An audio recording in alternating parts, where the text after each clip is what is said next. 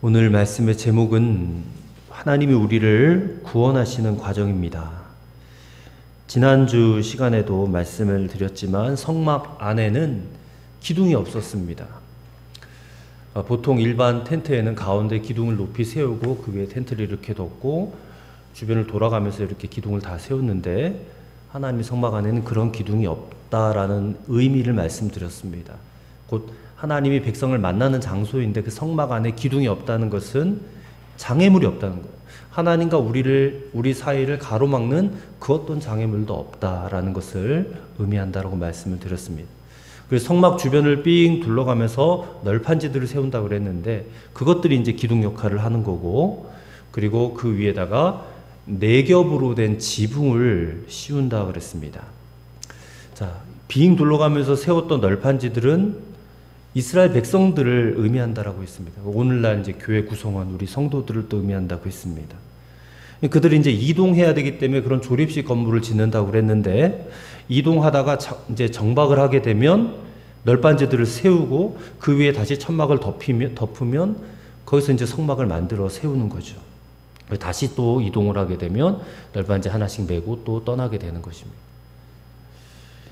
그리고 나서 이제 오늘 본문 37장 그리고 다음 주 읽을 38장에는 그 성막 안에다가 비치해야 되는 성막의 기구들을 하나님께서 명령하신 대로 하나씩 만들었다는 그런 기록을 이제 적고 있습니다.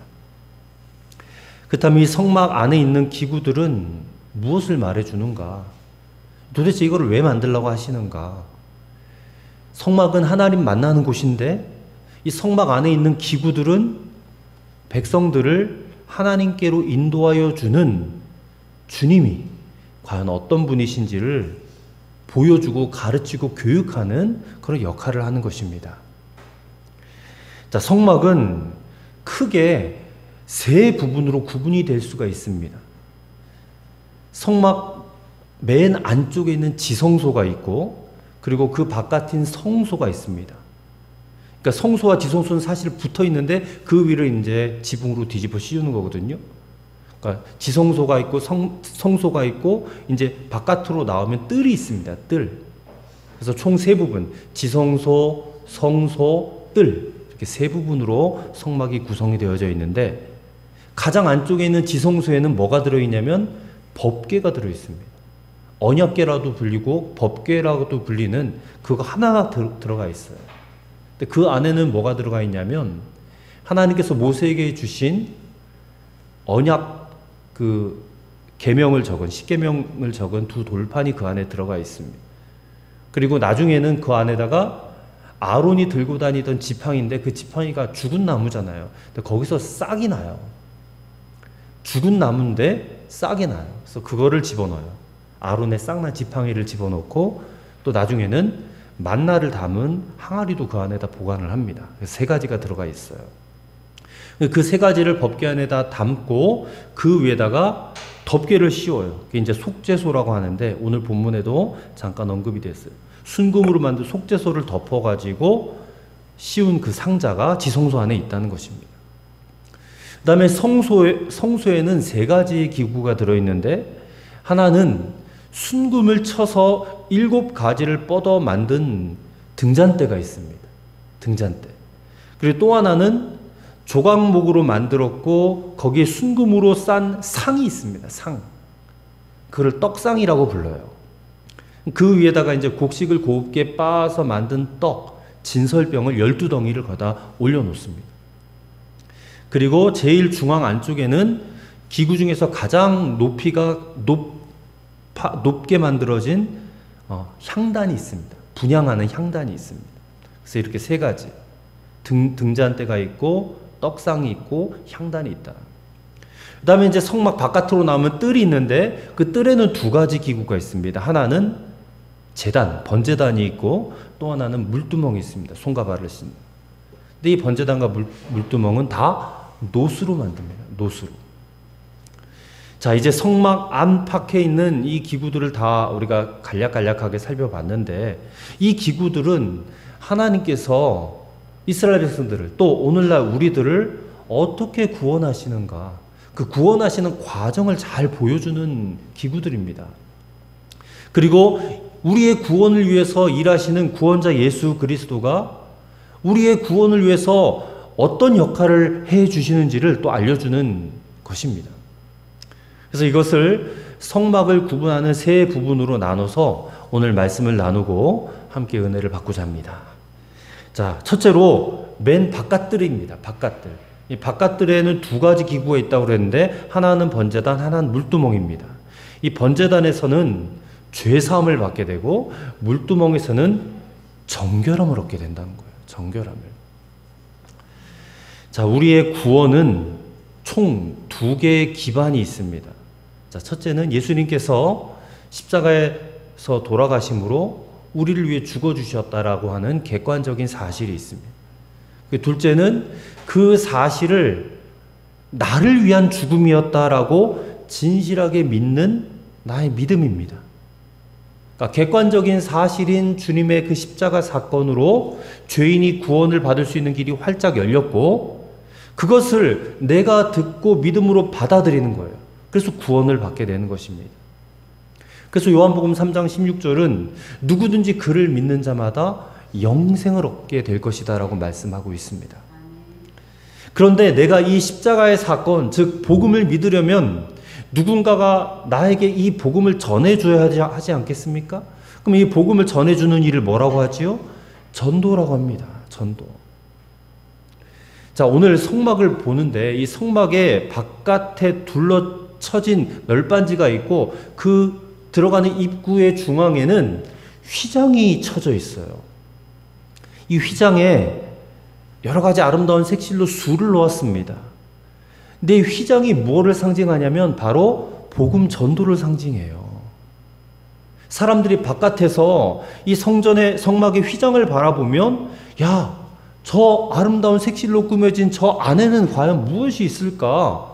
누구라도 그런 호기심을 가질 수 있는 그런 모양입니다. 비록 성막 본체는 맨 바깥에 지붕을 해달의 가죽으로 덮었기 때문에 굉장히 우중충해 보여요.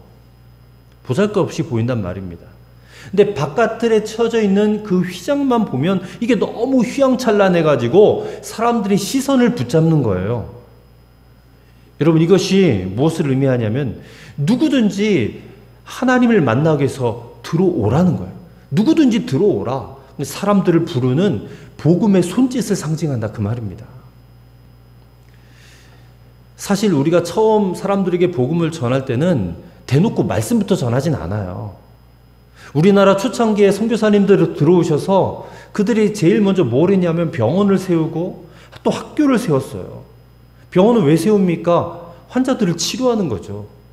그리고 학교는 학생들을 가르치기 위해서 세우는 겁니다. 물론 기독교 병원, 기독교 학교에 들어왔다 해가지고 다 예수를 믿거나 다 교회를 다니거나 그러진 않죠. 하지만 그 사람들 중에서는 그 병원을 통해서 자신의 병이 치료되고 또 학교를 다님으로 교육의 혜택을 받음으로써 하나님에 대해 관심을 갖게 될 수가 있습니다. 이게 굉장히 중요한 일이죠. 어렸을 때 성탄절에 교회 가서 과자 얻어먹었다는 기억 있다는 그런 분들이 어른들 중에 많이 있습니다. 어렸을 때 주일학교 다녔다라고 하는 그런 분들도 많아요. 그런 경험들, 그게 바로 바깥들에 있는 휘장과 같은 그런 역할을 하는 겁니다. 하나님께서는 질병 치료와 또 착한 행실과 또 어떤 그런 은혜의 경험들로 인해서 사람들을 당신께로 부르시는 거예요. 하나님의 초청입니다. 부르시는 거예요. 이 일을 위해서 이웃에게 사랑을 주고 또 열심히 전도하는 그런 복음 전도자들을 하나님도 세우시는 겁니다. 세상 사람들이 그런 사람들의 말을 듣고 순종하며 따라오게 되면 이제 복음을 듣게 되는 것이고 구원을 받게 되는 것이죠. 그래서 그 화려한 뜰의 그 휘장을 이렇게 쳐들고 뜰 안으로 들어오면 그 안에 가장 먼저 보이는 게 뭐냐? 번제단입니다. 번제단. 이 번제단은 거기서 제사장들이 짐승을, 아주 정결한 짐승을 그 앞에서 잡습니다. 그래서 피를 받아서 뿌리고 그리고 그 안에 있는 내장을 다 꺼내서 씻고 다리는 다 잘라내고 그렇게 해서 몸통째로 제단 위에 올려다 놓고 불태워가지고 제사를 드리는 곳입니다. 그러니까 하나님께서 그렇게 정결한 사한 짐승을 잡아서 바치라고 하셨는데 도대체 왜 그렇게 하셨는가? 하나님의 그 짐승 고기 불타는 그 연기와 그 냄새를 좋아하시는가? 그런 건 아닙니다. 하나님께는 그런 것이 필요하진 않아요. 그것은 다 백성들을 가르치고 우리들을 가르치기 위한 것입니다. 뭘 가르치기 위함입니까? 사람이 지은 죄, 인간이 지은 죄는 이렇게 누군가가 대신 죽지 않으면 자기 자신이 죽을 수밖에 없다라는 것을 가르치기 위해서 그렇다는 거예요. 제물을 바치느라고 그 험한 일을 하는 제사장들은 바로 온 인류를 위해서 당신의 몸을 직접 내어드린 제사장이신 예수님을 상징하는 것입니다. 그리고 그 제단 위에 올라간 짐승도, 불타버리는 그 짐승도 누구를 상징하느냐? 우리의 죄를 위해서 처참하게 죽임을 당하신 예수님의 희생을 상징하는 것입니다. 그래서 번제단은 이런 의미를 가져요. 죄의 삭은 사망이다. 죄를 지으면 누구나 이렇게 죽을 수밖에 없다. 하지만 내가 죽는 것이 아니라 나를 대신해서 누군가 죽으신 분이 있다. 그를 의지하고 믿으면 나는 죽임당하지 않는다라는 것을 알려주는 장소가 바로 번제단이라는 것이에요. 여러분, 죄인이 하나님 앞에 나아가려면 누구라도 이 관문을 통과하지 않으면 안 됩니다. 그냥 하나님 앞에 갈 수 없어요. 이 관문을 통과해야 됩니다. 내가 지은 죄가, 나의 죄인됨이 얼마나 무거운 건지, 무서운 건지를 깨달아야 되고, 하지만 나 대신에 죽은 예수 그리스도를 믿어야만이 사람은 하나님께로 나아올 수 있다라는 것. 어떤 사람들은 자기가 죽을 때까지 자기 죄가 들통나지 않는 것을 큰 다행으로 여기는 사람들이 있어요. 죽을 때까지 내가 지었던 죄, 마음속으로 지었던 죄는 절대 들통나지 않을 거야. 근데 그거는 절대 다행이 아니라 엄청난 불행임을 알아야 됩니다. 차라리 그것이 밝혀지고 드러나고 폭로되어서 그렇게 해서 용서받을 기회를 갖는 것이 더 좋은 거예요. 사람이 만약에 하나님 앞에 가서 자기 죄가 폭로된다면 그때는 너무나 두려운 일이 되는 것입니다. 차라리 이 땅에 살아있을 때 그것이 밝혀나지고 드러나는 것이 좋다는 것입니다. 그리고 그것을 위해서 나 대신 십자가라는 번제단에서 죽어주신 예수 그리스도를 믿음으로 하나님과 교제하는 장소인 성소 안으로 들어갈 수 있게 되는 것이죠. 그렇게 이제 번제단을 지나서 물두멍으로 나아갑니다. 더 안쪽에 물두멍이 있어요. 그 물두멍은 말 그대로 물이 담겨져 있는 그런 그릇입니다. 큰 그릇입니다. 대야같이 생긴. 근데 거기선 뭘 하느냐? 그 짐승들을 잡느라고 온 몸에, 손과 발에 온 몸에 피를 묻힌 제사장이 이제 그 번제를 마치고 나서 성소 안에 들어가려면 손과 발을 깨끗하게 씻어야지 들어갈 수 있거든요. 그러므로 이 물두멍은 이런 의미를 갖고 있습니다. 이미 죄를 고백하고 십자가의 피로 용서받은 사람일지라도 하나님 앞에 들어가려면, 나아가려면 여전히 자신의 행실이 부정하다라는 사실을 인정하고 깨끗하게 씻음으로 용서함을 받아 정결해져야 된다는 것을 의미하는 거예요.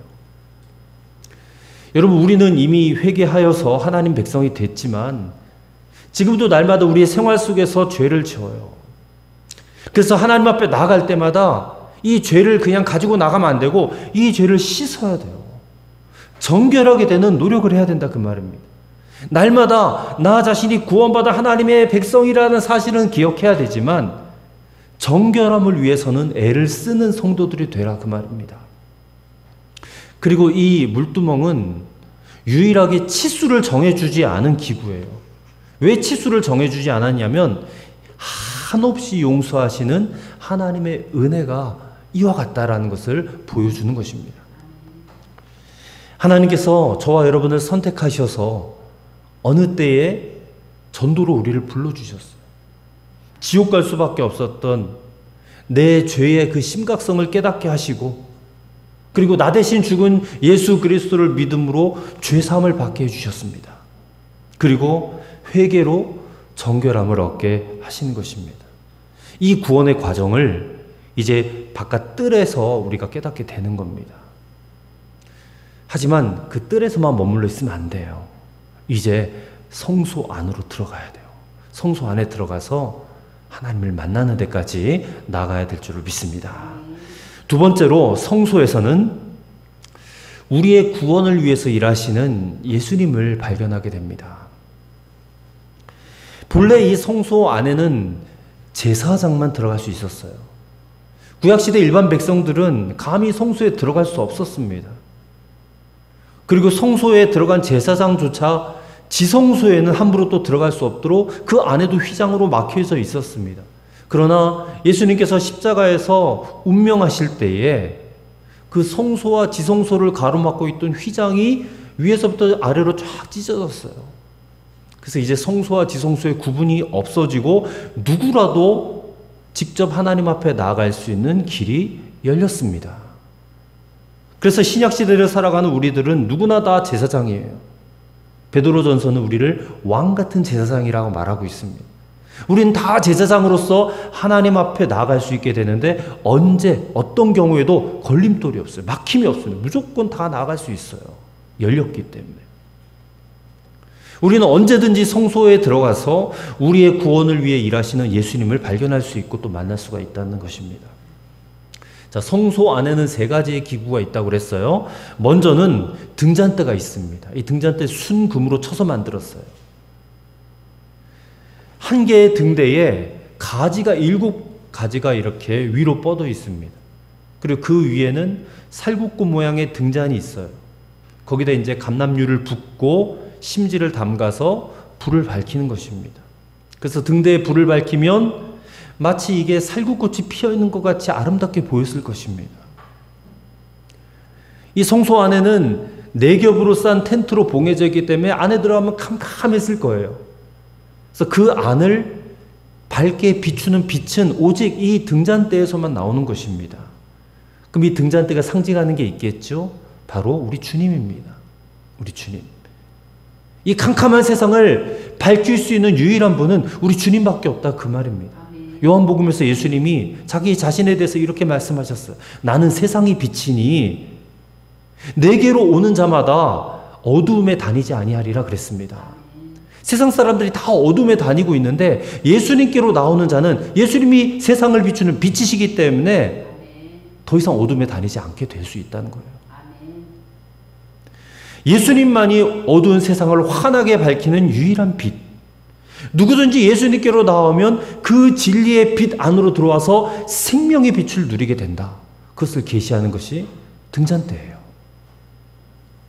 그 다음에 그 맞은편에는 떡상이 있습니다. 떡상. 이 떡상은 뭘로 만드느냐? 조각목으로 만들어요. 근데 조각목으로 만든 다음에는 금으로, 순금으로 입혀요. 길쭉하게 생긴 상인데 그 위에다가 12덩이 떡을 올립니다. 뭘로 만들었냐면 만나를 갈아서 만들었어요. 만나를 갈아서 12덩이를 2줄로 진열해 놔요. 나중에 이스라엘이 가나안에 들어가서 거기서는 이제 자기들이 농사에서 지은 곡식을 곱게 갈아서 빻아가지고 그걸로 떡을 만들어서 그 위에다 올려놓겠는데 이 떡은 하나님이 무슨 떡을 잡수시는 분도 아니잖아요. 역시 이 떡도 백성들을 가르치고 교훈하기 위해서 그렇게 하라고 하신 것입니다. 왜냐하면 사람에게는 떡이 필요하거든요. 생명을 유지하기 위해서는 떡이 필요하잖아요. 육신적으로 먹어야 되는 떡도 필요하지만 영적으로도 먹어야 될 떡이 있다는 거예요. 그래서 이 떡을 뭘로 만들려고 했나? 사람이 거둔 것으로 만든 게 아니라 하늘이 내린 만나로 그것을 만들었어요. 그러므로 이 떡은 뭘 상징합니까? 역시 우리 주님을 상징하는 겁니다. 주님께서 말씀하셨어요. 나는 하늘로서 내려온 산떡이라 했습니다. 사람이 이 떡을 먹으면 영생하리라 그랬어요. 우리가 주님을 먹어야 영생해요. 그것을 우리가 눈으로 상징적으로 우리가 실천하는 것이 바로 성만찬이지 않습니까? 성찬식. 직접 우리가 그 떡을 집어서 먹잖아요. 이거를 먹어야 영생한다 그랬으니까. 그래서 성소 안에 들어가 그 떡상이 무엇을 의미하는지 우리에게 가르쳐주고 교훈하는 것입니다. 여러분, 육신의 건강과 또 생명의 연장을 위해서 우리는 끊임없이 삼시세끼 밥을 먹어야 됩니다. 떡을 먹는다고 칩시다.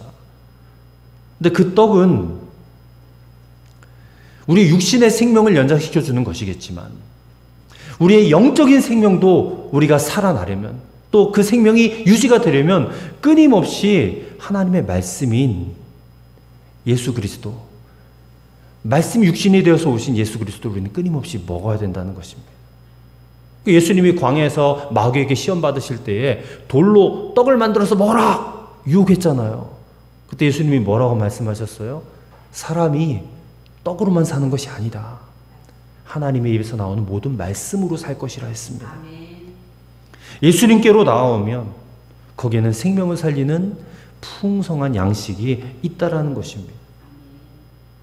근데 이 떡은 뭘로 만들었어요? 곡식을 곱게 갈아서, 곱게 빻아서 가루로 만들어서 그것을 불에 삶아낸 겁니다. 예수 그리스도께서 자신을 그렇게 희생해서 인류를 살리는 생명의 떡이 될 것을 계시해 주시는 것이죠. 그 다음에 향단이 있습니다.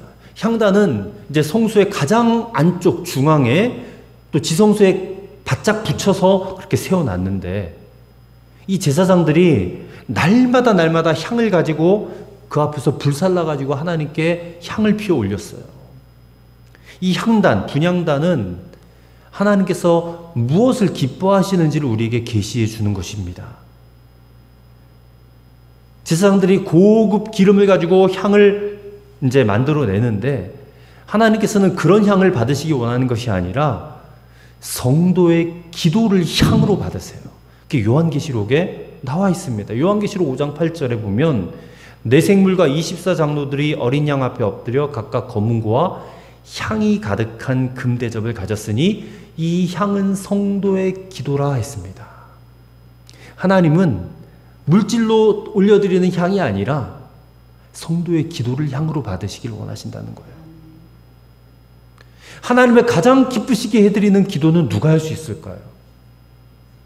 그것은 당신의 독생자 외아들 예수 그리스도가 드리는 기도입니다. 예수님의 기도예요.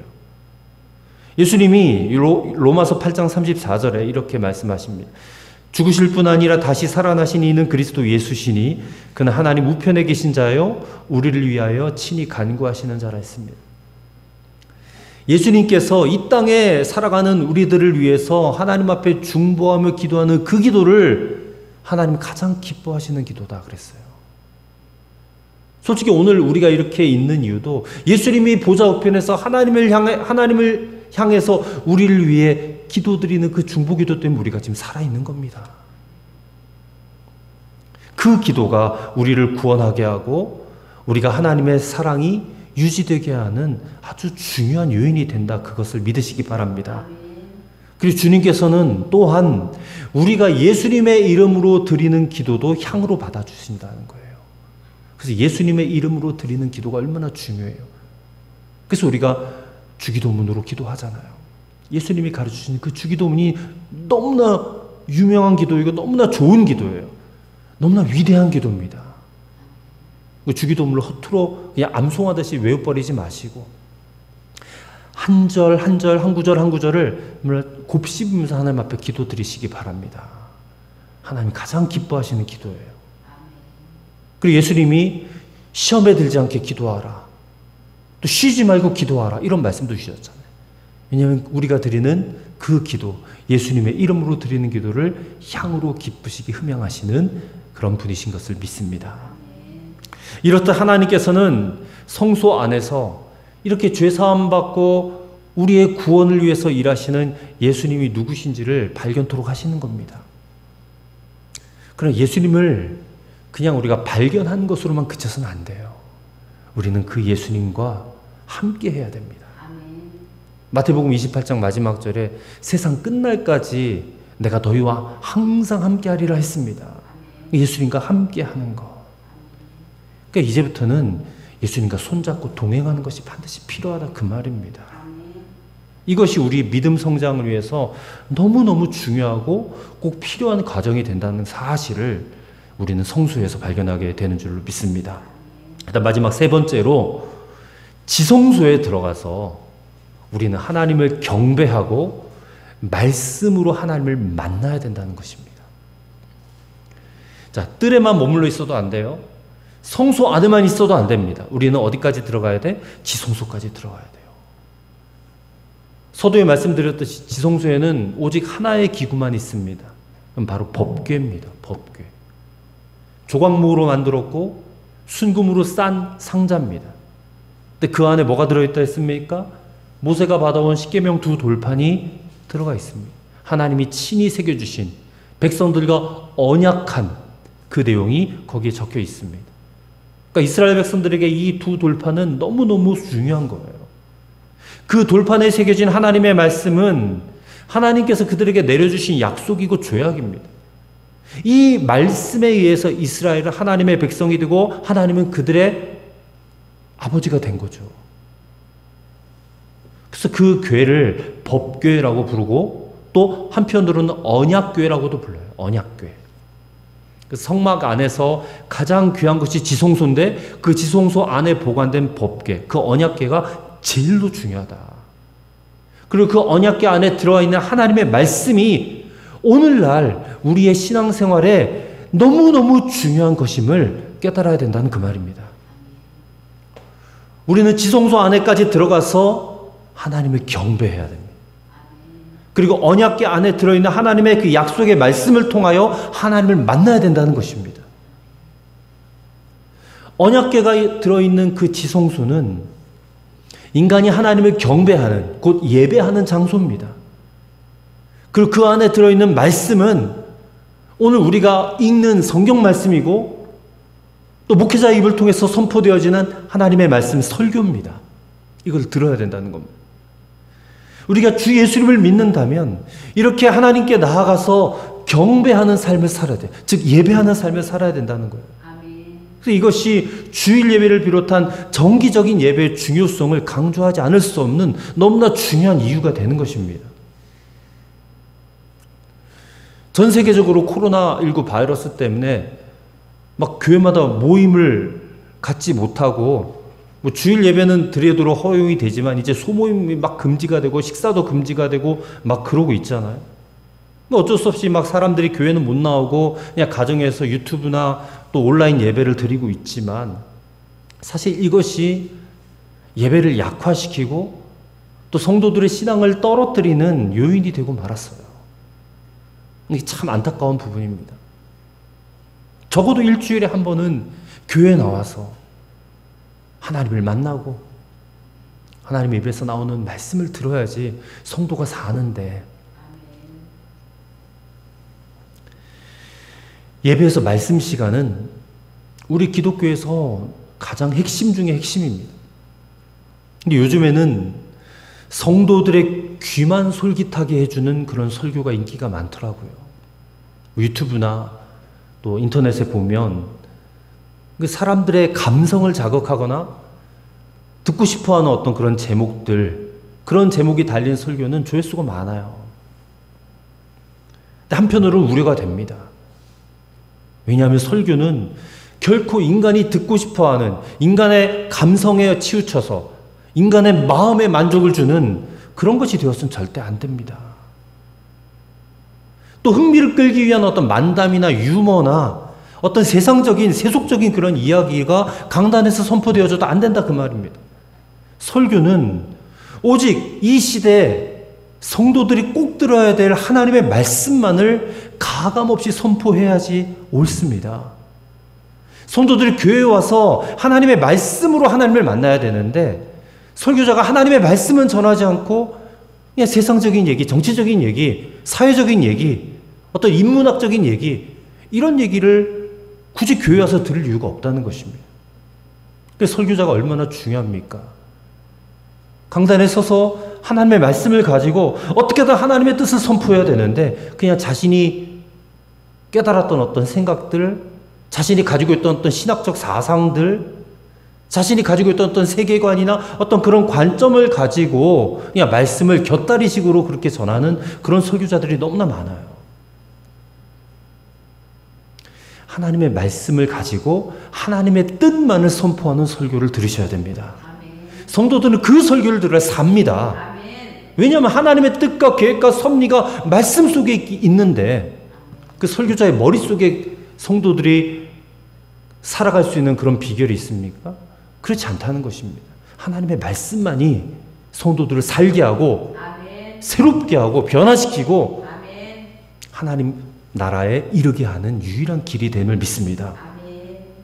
성도들은 그런 목회자의 설교를 들어야 되고 그것을 통해 하나님의 계획과 뜻과 섭리를 분별하고 그리고 자기 삶의 표준으로 삼아야 된다는 것입니다. 이렇듯 오늘 우리가 하나님의 말씀을 듣기 위해서 이 교회에 모였습니다. 그리고 신앙생활을 하고 있습니다. 바로 그것이 우리가 지금 지성소 안에 들어와 있다는 것입니다. 지금 우리는 하나님 보좌 앞에서 예배드리고 있다는 것을 명심하시길 바랍니다. 이제 성소와 지성소를 가로막던 휘장은 찢었어요. 갈라졌어요. 이제 더 이상 없습니다. 하나님의 말씀을 보지 못하게 하고 그 음성을 듣지 못하게 막는 휘장이 없어요. 지금 우리는 하나님의 영광 가운데 들어와 있는 자들입니다. 근데 우리의 과거를 한번 생각해 보세요. 우리의 과거는 어떤 자들이었습니까? 우리는 감히 하나님의 성전에 접근할 수 없는 그런 이방인들이었어요. 우리 세상 우상을 섬기며 이 세상의 험한 것들에 매여 살던 그런 사람들이었습니다. 그런데 지금 우리는 이스라엘 백성들이 들어가지도 못했던 저 성막의 지성소보다 더 영광스럽고 더 아름다운 하나님의 보좌 앞에서 약속의 말씀을 듣고 삶의 교훈과 인도를 받으며 살아가고 있는 것입니다. 이스라엘 백성들은 감히 하나님을 아빠 아버지라고 부르지도 못했어요. 근데 우리는 얼마든지 하나님을 아빠 아버지라고 부르잖아요. 그 앞에서 우리의 모든 삶의 문제를 내려놓고 하나님의 도우심을 구하며 언제든지 얼마든지 간구하며 우리는 기도할 수 있잖아요. 신약시대를 사는 우리는 구약시대를 살던 이스라엘과 비교하면 얼마나 놀라운 은혜를 받은 사람들인지 모릅니다. 이런 우리가 어떻게 하나님 앞에 드리는 예배를 소홀히 여길 수 있으며 또 하나님의 말씀, 설교 말씀을 듣기 싫어하고 귀찮아할 수 있으며 우리가 교회에 와서 예배드리고 설교 말씀 듣고 또 하나님 앞에 기도하는 것은 여러분 우리에게 주어진 너무나 놀라운 축복이고 은혜의 수단이고 동시에 우리가 목숨을 걸고 지켜야 될 사명이 되어야 될 줄을 믿습니다. 사무엘상 보면 우리가 이제 사무엘상 강해를 하니까 앞으로 보게 되겠지만 사울 왕이 하나님 말씀을 듣지 않고 자기 마음대로 행해요. 사무엘 선지자가 그에게 와가지고 충고를 합니다. 왕이여, 여호와께서 번제와 다른 제사를 그의 목나이까 순종이 제사보다 낫고 듣는 것이 순양의 기름보다 낫습니다. 오늘 우리가 예배를 드리는 목적은 하나님께 가까이 나아가기 위함이고 더 나아가 하나님의 말씀을 듣고 그리고 하나님의 어루만짐과 인도를 받기 위함인 것입니다. 그리고 더 나아가 하나님의 말씀에 순종하기 위함인 것입니다. 여러분 이것이 우리 교회 성도들의 평생의 신앙의 표준 되시기를 주님의 이름으로 간절히 축원합니다. 언제나 거리낌 없이 하나님께 나아갈 수 있어요. 그리고 항상 말씀을 통해서 하나님 만나시고 또 하나님의 인도를 받으며 평생을 그 말씀대로 살며 세상에서 빛이 되시고 그러므로 하나님께 영광을 돌리는 우리 빛의 교회 성도들 되시기를 주님의 이름으로 축원합니다. 하나님 아버지 성막의 기구들을 만드는 말씀을 통하여 오늘 우리가 어떤 과정을 거쳐 하나님을 만나고 구원을 받게 되는지 보게 하심을 감사합니다. 바깥 뜰에서 죄사함과 정결함을 이루셨고 성소에서는 예수님을 발견하고 동행하게 하셨고 지성소에 들어가 하나님을 경배하고 말씀으로 하나님의 어루만짐과 인도를 받는 것이 얼마나 놀라운 축복의 삶인지를 깨달았습니다.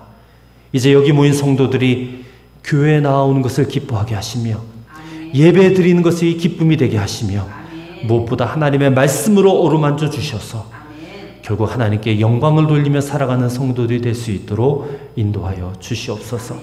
우리 주님 예수 그리스도 이름으로 기도드리옵나이다. 아멘.